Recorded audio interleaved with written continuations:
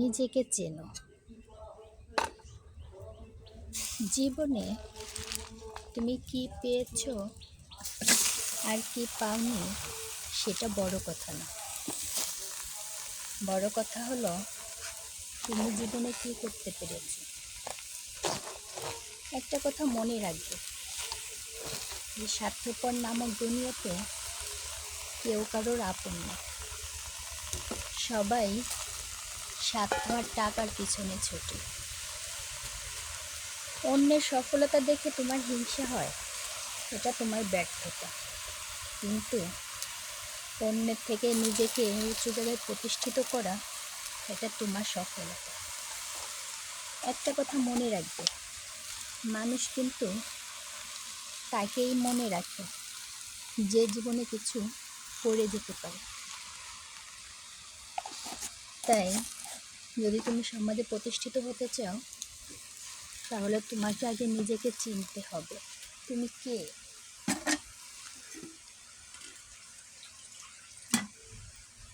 কি তোমার পরিচয়? তুমি কি করতে চাও?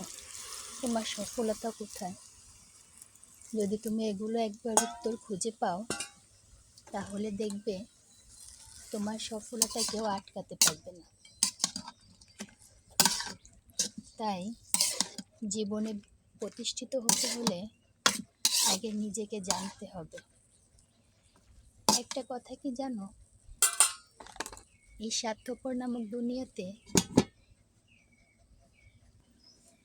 ভালোবাসার কোনো দামই নেই, বুঝছো?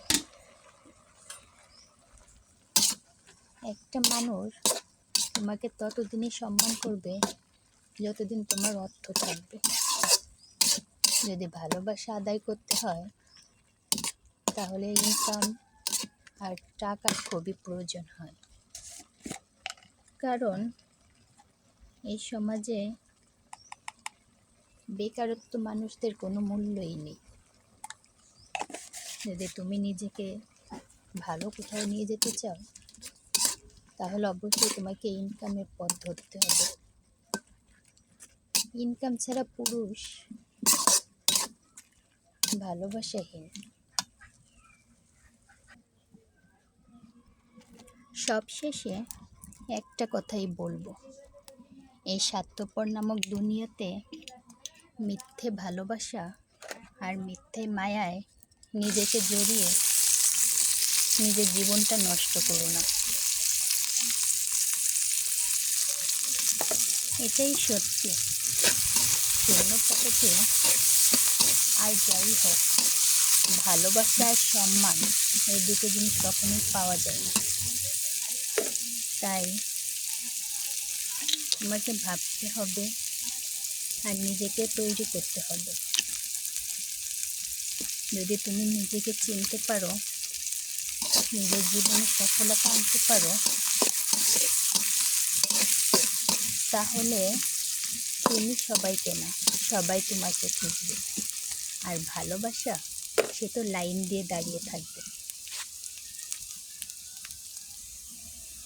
তো বন্ধুরা, সবাইকে অসংখ্য ধন্যবাদ আমার ভিডিওটা শেষ পর্যন্ত দেখার জন্য। আর আমার কথায় যদি কোনো ভুল হয়ে থাকে, তাহলে সবাই ক্ষমার দৃষ্টিতে দেখবেন। কারণ মানুষ মাত্রই তো ভুল হয়, তাই সবাই আমাকে ক্ষমার দৃষ্টিতে দেখবেন। আর আমার কথাগুলো যদি ভালো লেগে থাকে, তাহলে ছোট্ট করে একটা লাইক আর কমেন্ট দিয়ে সাপোর্ট করবেন। সবাইকে অসংখ্য ধন্যবাদ।